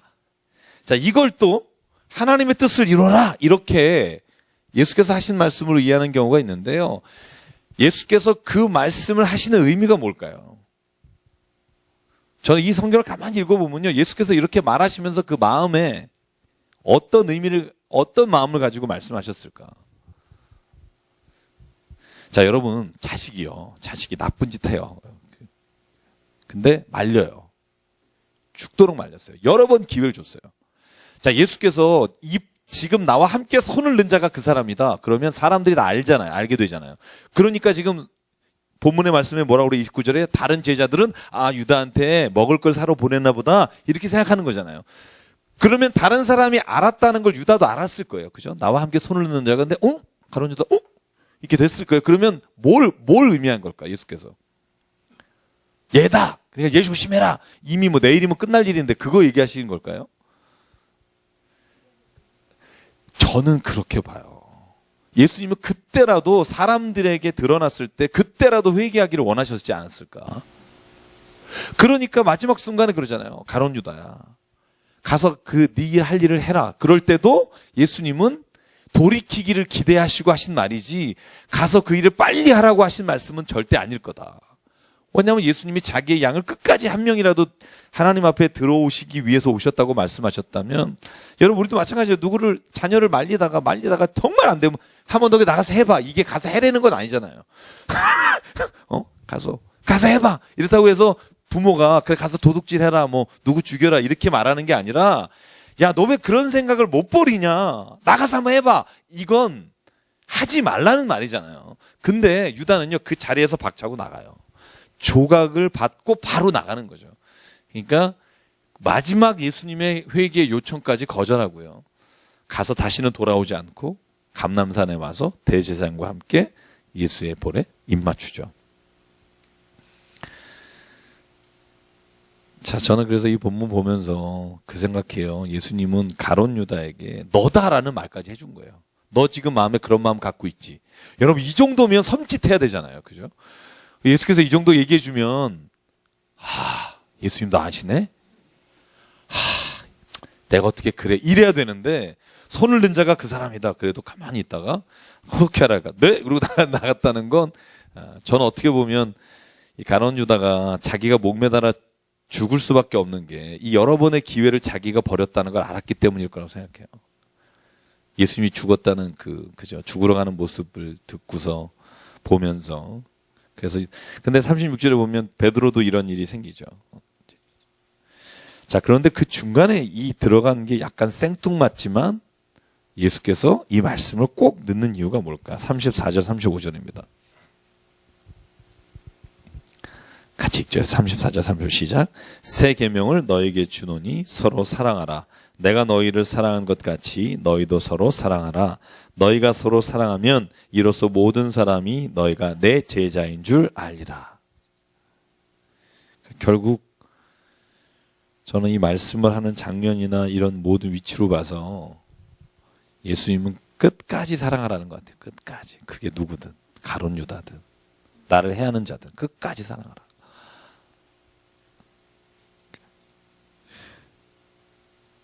이제 베드로도 너가 날 부인할 거다. 그래서 이제 닭이 울기 전에 부인할 거다. 이 예언을 하시고요. 자, 14장 볼게요. 자, 14장은요, 여러분 뭐 읽으셔서 알겠지만 정확히 보면 세 제자의 질문과 예수님의 대답으로 되어 있습니다. 요새 구조를 보면 되게 재밌어요. 제가 이 구조를 보면서 도마가 질문하고요. 그 다음에 빌립이 질문하고요. 그 다음에 유다가 질문해요. 이건 가룟 유다가 아니고 다른 유다가 질문하는 세 질문으로 되어 있어요. 그래서 저는 예수께서 이제 말씀을 또 전합니다. 근심하지 마라. 왜 근심하지 마라 그럴까요? 예수께서 죽으러 가신다는 걸 얘기했잖아요. 그죠? 얼마나 두렵겠어요. 정말 목자 잃은 양처럼 되는 건데, 그러니까 예수가 말합니다. 근심하지 마라. 아버지의 집은 거할 곳이 많다. 아니면 내가 너희들에게 일렀을 거다. 내가 예배하러 가서 너희를 거처를 예배하러 올 것이다. 자, 4절. 내가 어디로 가든지 그 길을 너희가 아느니라. 그랬더니 도마가 이제 질문하는 거예요. 첫 번째 질문. 질문이 뭐죠? 같이 읽죠. 시작. 주여, 주께서 어디로 가시는지 우리가 알지 못하거늘 그 길을 어찌 알겠사옵나이까. 예수가 대답하십니다. 6절 시작. 예수께서 이르시되 내가 곧 길이요 진리요 생명이니 나로 말미암지 않고는 아버지께로 올 자가 없느니라. 자, 예수님은요, 내가 진리라라고 말했잖아요. 그래서 진리가 너희를 자유케 하리라. 그래서 진리는 곧 예수 그리스도를 아는 것, 믿는 것이라고 제가 설명을 드렸고요. 그래서 이 도마의 질문을 보면 도마가 그 다음에 예수님이 부활하신 이후에 그죠? 믿지 못하고 하는 장면이 있잖아요. 그런 거 보면 이 말을 듣고도 깨닫지 못했다는 걸 알게 돼요. 깨닫지 못했다는 걸. 자, 그래서 예수께서 말합니다. 이제 빌립이 또 묻습니다. 두 번째 질문 맞아 볼게요. 시작. 빌립 8절입니다. 시작. 빌립이 이르되 주여 아버지를 우리에게 보여 주옵소서. 그리하면 좋겠나이다. 9절. 예수께서 이르시되 빌립아 내가 이렇게 오래 너희와 함께 있으되 내가 나를 알지 못하느냐? 나를 본 자는 아버지를 보았거늘 어찌하여 아버지를 보이라 하느냐? 10절. 내가 아버지 안에 거하고 아버지는 내 안에 계신 것을 내가 믿지 아니하느냐? 내가 너희에게 이르는 말은 스스로 하는 것이 아니라 아버지께서 내 안에 계셔서 그의 일을 하시는 것이라. 11절. 내가 아버지 안에 거하고 아버지께서 내 안에 계심을 믿으라. 그렇게 못하겠거는 행하는 그 일로 말미암아 나를 믿으라. 자, 20절 한 번 더 읽어볼게요. 시작. 그날에는 내가 아버지 안에 너희가 내 안에 내가 너희 안에 있는 것을 너희가 알리라. 자, 그날이 누구냐 언제냐 하면 예수께서 부활하신 이후에 그죠? 성령이 오셔서 그때는 진짜 내가 너희 안에 너희가 내 안에 있는 것을 알게 되리라. 세 번째 질문 22절입니다. 유다가 질문하는데요. 같이 읽어볼게요. 시작. 가롯이 아닌 유다가 이르되 주여 어찌하여 자기를 우리에게는 나타내시고 세상에는 아니하려 하시나이까. 23절 예수께서 대답하여 이르시되 사람이 나를 사랑하면 내 말을 지키리니 내 아버지께서 그를 사랑하실 것이요 우리가 그에게 가서 거처를 그와 함께 하리라. 24절 나를 사랑하지 아니하는 자는 내 말을 지키지 아니하나니 너희가 듣는 말은 내 말이 아니요 나를 보내신 아버지의 말씀이니라. 아멘. 쉽게 말하면 이런 거예요. 하나님 왜 우리에게는 나타내시고 다른 사람에게 안 나타내셨습니까? 그렇게 물을 때 예수님 말씀하는 건 뭐냐면 어차피 나를 사랑하는 사람은 내 말을 듣겠지만 어차피 나를 사랑하지 않는 사람은 내 말을 안 지킬 거다. 제가 아까도 그런 말씀을 누구에게 드렸는데요. 사람은 자기가 믿고 싶은 걸 믿어요. 사실을 믿지 않아요. 저는 그런 일들을 제가 자라면서 너무나 많이 봤어요. 사람은 한 사람에 대해서도요. 자기가 믿고 싶은 걸 믿어요. 쟤는 내가 싫어, 나쁜 애라고 생각하잖아요. 그러면 다른 사람이나 어떤 일이 얘가 나쁘다는 걸 증명하는 걸 너무 좋은 거예요. 이 사람이 만약에 좋은 일을 했다거나 좋은 이런 게 있잖아요. 그러면 그게 안 믿어지는 거예요. 아이고 저놈이 또 뭔가 술수를 썼구나. 사람이요. 그래요. 사람이 무엇인가를 믿고 싶은 걸 믿는다는 게 무슨 말이냐면 이미 내 마음에 누군가를 판단하고 이미 그것에 대해서 결정하고 그것에 도움이 되는 것들을 내가 모으는 거예요. 그래서 사람이요. 내 마음이 모두에게 똑같이 대하는 게 어려운 거예요. 사람이 편가르기에 아주 기똥찬 태어나면서부터 그게 있거든요. 그래서 마태복음에 예수께서 하신 말씀이 그러므로 너희는 누군가를 비판하지 말라. 너희가 비판하는 그대로 너희도 비판받을 것이다. 영어 성경은 저지예요. 판단하지 말라는 거예요. 실제로 제가 말씀드린 적 있잖아요. 내가 정말 지긋지긋하게 싫어하는 애도 친한 친구가 있다니까요. 걔를 사랑하는 사람도 있고 결혼까지 해 심지어. 그런 성격까지 내가 이해가 안 가잖아. 그죠? 그 사람은 또 친한 사람이 있다니까요. 그런 거 보면 내가 그 사람에게 대해서 가지고 있는 감정이나 그것이 나쁜 거지 객관적으로 누가 좋고 나쁘다는 걸 말하기가 참 어려운 사람이 많아요. 그래서 사람은요 그냥 자기가 믿고 싶은 걸 믿고 자기가 그렇게 판단하고 싶은 대로 판단해서 자기가 그 길을 걸어가는 경우가 있거든요. 이걸 성경은 불쌍하다고 말해요. 왜냐하면 우리가 조금만 눈을 열어보면 하나님은 선인과 악인을 딱 구분하지 않으셨어요. 왜냐하면요. 잠언이나 전도서에 보면 선인이라고 하는 자가 넘어질 때가 있고 악인이라고 하는 자가 선한 일을 할 때가 있어요. 그건 우리가 규정한 거라는 거죠. 그건 얼마든지 역전이 되는 거예요. 평생 악한 사람 없고요. 평생 선한 사람 없어요. 그건 우리가 우리의 관계 안에서 규정해 놓은 거죠. 그 틀 안에서 사는 게 고정관념이고 그게 바리새인들이 한 일이에요. 바리새인들은 창녀 혹은 세리 나쁜 놈. 도저히 구원받을 수 없는 사람 이미 그 안에 규정하고 고정관념으로 묶어놔서 이 사람들을 예수가 하나님이 구원하러 오리라고는 생각할 수도 없는 거죠. 근데 예수님은 말하죠. 오히려 이 사람이 의롭다함을 입고 집에 갔다. 그러니까 열받는 거죠. 왜냐하면 내가 믿고 싶은 걸 얘는 못 믿게 하잖아. 예수님은 못 믿게 하는 거예요. 내가 믿는 대로 고착화시켜주면 좋겠죠. 창녀는 나쁜 사람. 같이 있지 마라. 문둥병자 악한 사람. 근데 예수님은 와서 이걸 자꾸 고정관념을 바꾸니까 바리새인들은 싫은 거예요. 우리가 여태까지 미워하던 애들을 하나님께서 사랑하시는 자라고 말해 심지어. 얼마나 화나요. 저만 그래요? 여러분은 그런 거 없어요? 실은 그래서요. 예수님이 이렇게 말하는 거예요. 이 말은 그래서 그 사람들이 못 믿게 하겠다 이런 게 아니라 이미 그 안에 하나님을 사랑하는 마음이 없는 자는 어떤 말을 해도 그 말을 자기가 원하는 대로 듣는다는 거예요. 그래서 왜 이런 거 있잖아요. 성령이 말씀하시고 예수가 말씀하셔도 그 말씀을 똑같이 듣고 어떤 사람은 분개해서 예수를 죽이러 가고 어떤 사람은 예수를 믿는 자리에 가잖아요. 그 이유가 뭘까? 그 마음이 이미 하나님께로 향했느냐 안 했느냐가 중요한 거예요. 구원의 문이 모든 사람에게 열려 있는 거지 어떤 사람에게 열려 있는 게 아니고 그 구원의 진리와 그 문을 내가 믿음으로 받는 사람에게는 하나님이 그 길을 열어주시는 거고 그러니까 이거 하나님이 열어주시는 게 아니라 자기가 그 길을 버리지 않는 거죠.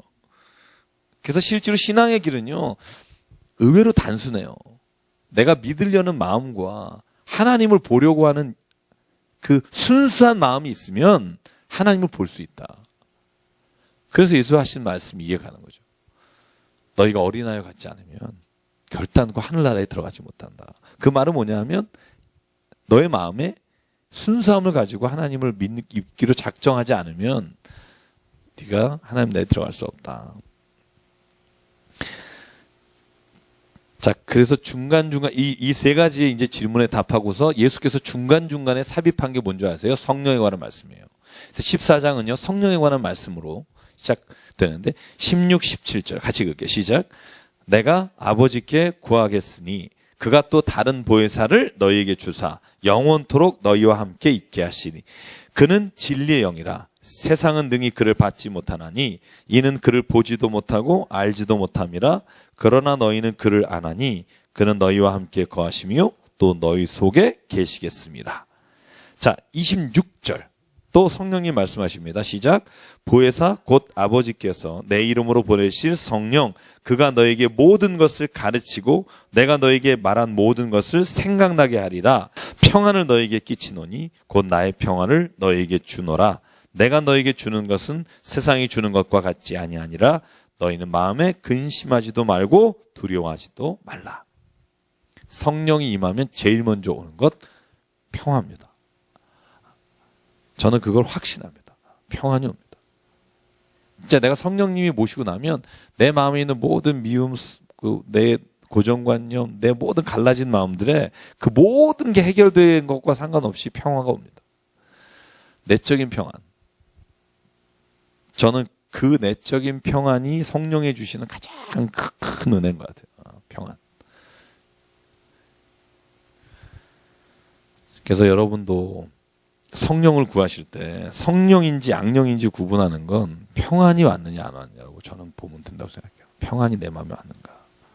내 마음에 조급함과 근심과 막 이런 것들이 오면 그 성령의 역사하심이 아니라고 믿으시면 돼요. 저는 그렇게 생각해요.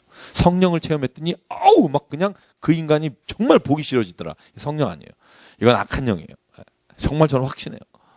성령이 오면 그게 오래 갈지 안 갈지는 모르나 그때는 정말 다 예뻐요.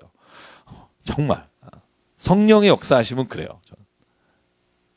그래서 그걸 내가 얼마나 내 안에 성령의 내주하심과 성령의 다스리심이 성령의 충만하심이 늘 내 안에 있느냐 안 있느냐가 내게는 가장 큰 관건인 거죠. 성령이 내 안에 계속 계시면 그것이 쭉 가는 거고 내가 그 세상의 염려와 세상의 근심과 환난과 걱정이 올 때 내가 성령의 은혜 안에 있지 않으면 또 다시 그 마음이 나를 이제 붙잡게 되고 내가 그걸 붙잡으면 또 다시 하나님과는 멀어지는 자가 되고 원수 맺는 자가 되는 거고. 20절에도 이 세상의 임금 나오죠. 제가 여기서 그건 하고 넘어가고 15장까지만 할게요. 15장. 네. 자, 제가 아까 말씀드린 열매. 어떻게 열매 맺느냐. 자, 잘 보십시오. 어떻게 열매 맺느냐. 비유로 드신 겁니다. 자, 이 비유는 우리가 너무나 잘 아니까. 나는 참 포도나무다. 이 참 포도나무란 말은 뭐예요? 가짜 포도나무가 있다는 거죠. 그죠? 그냥 포도나무가 아니라 참 포도나무다. 그죠? 그래서 우리나라도 그런 거 있잖아요. 그죠? 순복음, 참복음, 진복음 뭐 이런 거 있어요. 그죠? 그게 다 복음 갖고 부족하니까 난 진짜 복음이다. 순수한 복음이다. 뭐 이렇게 붙이는 거죠. 그죠? 자, 이 포도나무의 비유는 딱 하나예요. 우리는 가지인데 가지가 열매를 맺잖아요. 여러분, 나무에서 열매가 안 맺어요. 이 비유의 핵심은 거기에 있어요. 아버지는 농부예요. 모든 재료를 지으신 거예요.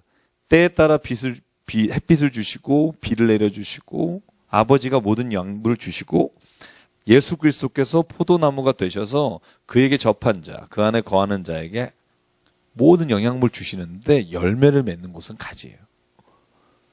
그러니까 이 비유가 주시는 말씀이 뭐냐 하면 이 땅에서 너희의 열매를 보아 너희가 누군지 알겠다. 그리고 진짜 열매를 맺는 자가 하나님의 뜻대로 행하는 자인데 열매를 맺는 가지가 열매를 맺지 못하는 경우는 딱 한 가지밖에 없는 거죠. 야, 잘 보세요. 포도나무가 가짜가 아니고 포도나무가 건강하고 진짜라면 가지가 열매 못 맺는 이유는 하나라는 거예요.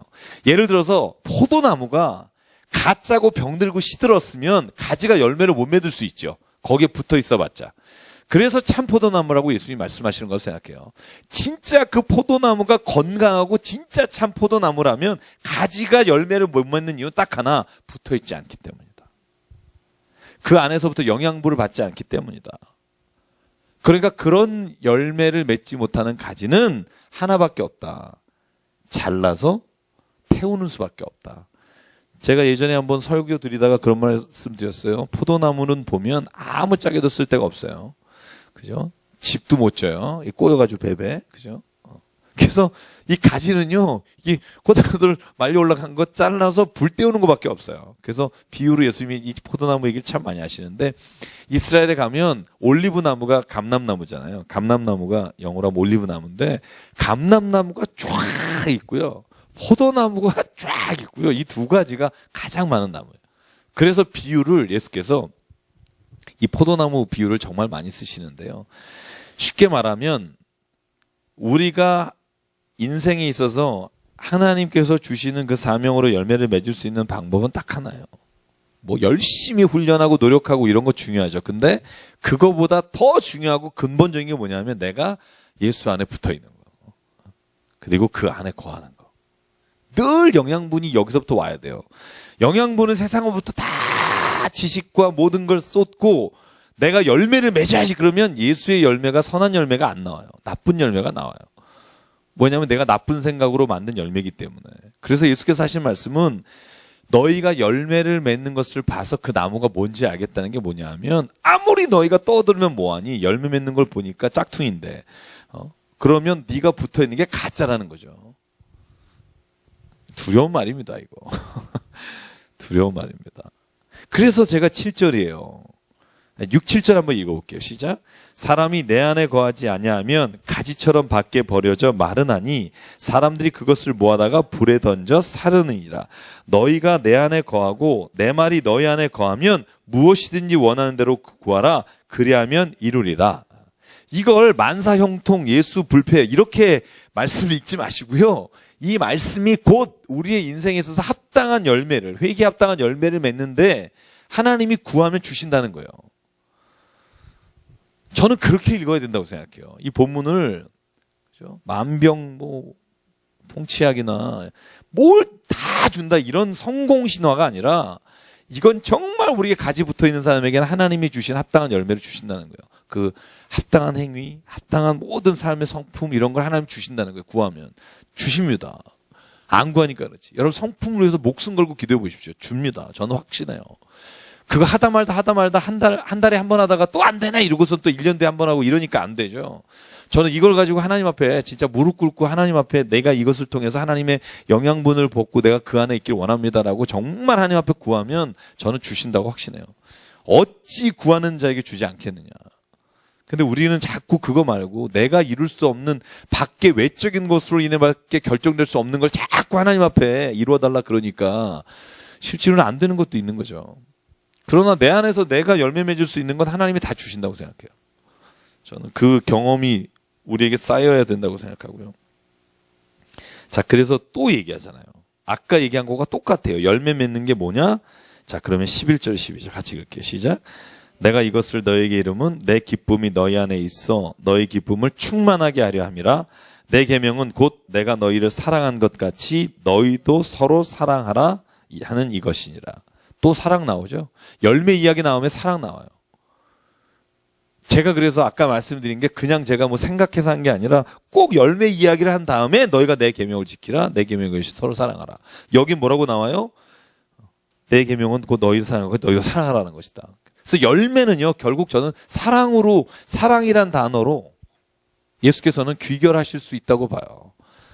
그래서 성경을 정말 많이 여러분이 읽고 다른 사람의 이야기보다 성경을 많이 읽어서 성경에서 말씀하신 것들을 이렇게 메모하고 체크하고 비교해보면 아, 진짜 예수님이 이런 말씀하셨구나라고 저는 깨닫게 되는 어떤 그 기쁨이 있다고 생각하는데요. 그래서 열매, 그러면 막 막연하게 착한 일 해야지 막 이런 생각하는데 실은 예수님이 꼭 연결시키는 단어가 사랑이라는 단어더라고요.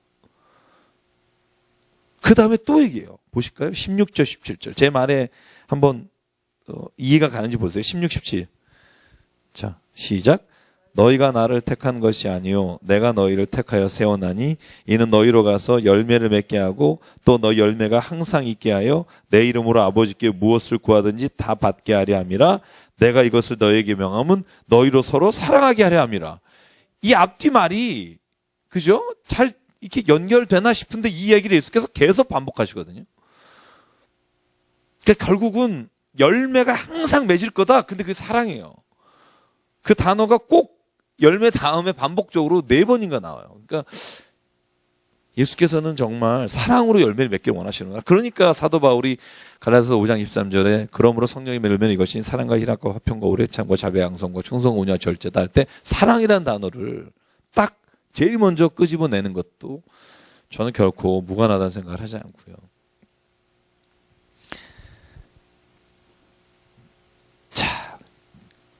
그러므로 또 성령 얘기 나와요. 26절, 27절. 참 이 패턴이 14절부터 18장까지의 패턴이 정말 비슷해요. 예수께서 제자들에게 마지막 하시는 말씀인데요.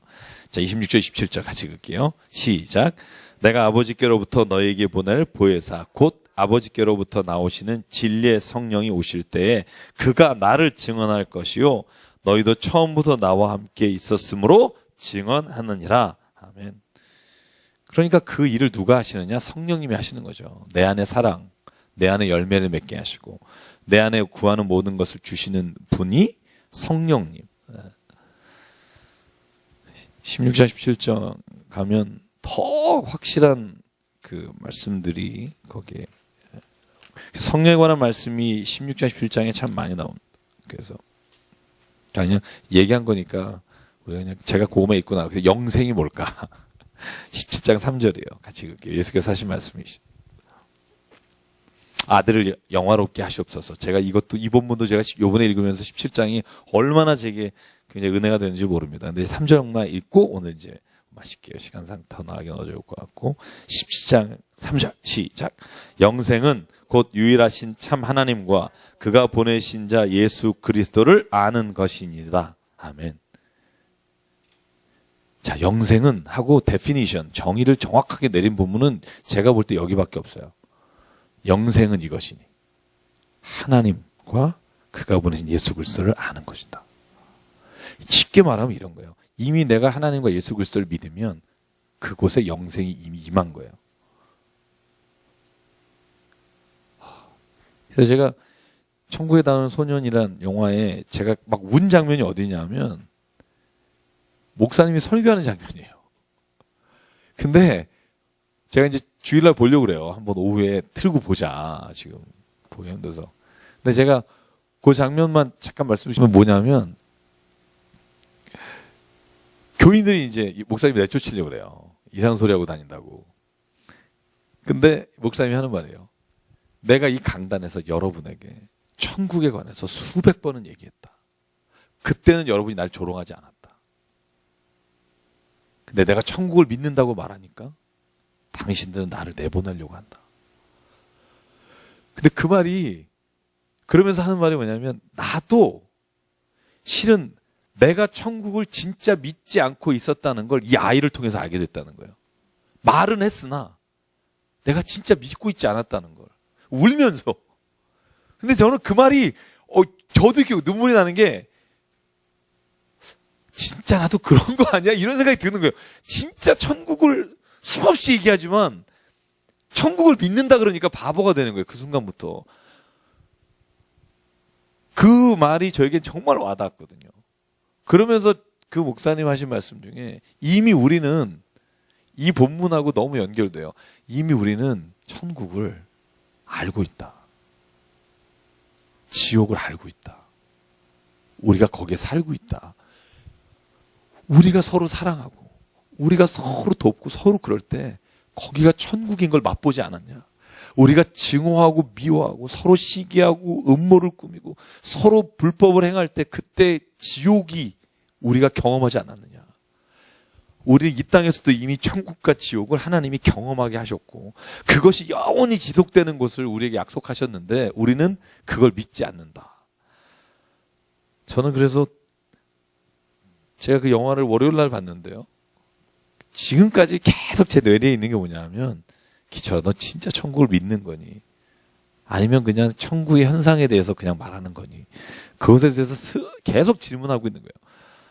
저는 믿고 있다고 말하고 있지만 그 영화를 보면서 참 많은 것들이 교회를 다닌다고 하면서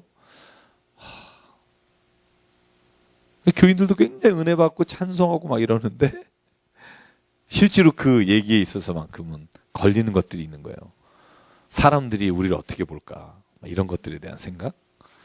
그래서 저는요, 이미 우리가 하나님과 보내신 예수 그리스도를 믿는다면 이미 우리 안에는 영생이 있는 줄 믿습니다. 영생이 있습니다. 그래서 이미 그걸 누려야 합니다. 마음껏 누려야 합니다. 마음껏 누리기를 원하십니다. 그래서 누리십시오. 진짜 나는 이미 구원받았고 영원한 생명이 내게 있다. 세상의 어떤 것들이 나를 넘어뜨리고 해도 나는 하나님 여기서 요동치지 않고 주께서 내게 주시는 평안을 지키면서 이 항해를 계속해 가겠습니다. 저는 그 믿음이 우리에게 있기를 간절히 바랍니다. 그러면 저는요, 인생이 달라질 것 같아요. 저도 요즘 되게 많이 하나님 앞에서 많은 부분을 제가 한번 기도하고 있는 것들이 많아요. 근데 하나님께서 조금씩 내 안에 이렇게 역사하시는 것들이 있는데 제가 나중에 사도행전쯤 할 때 간증할 수 있으면 간증할게요. 이 시간 잠깐 기도하겠습니다.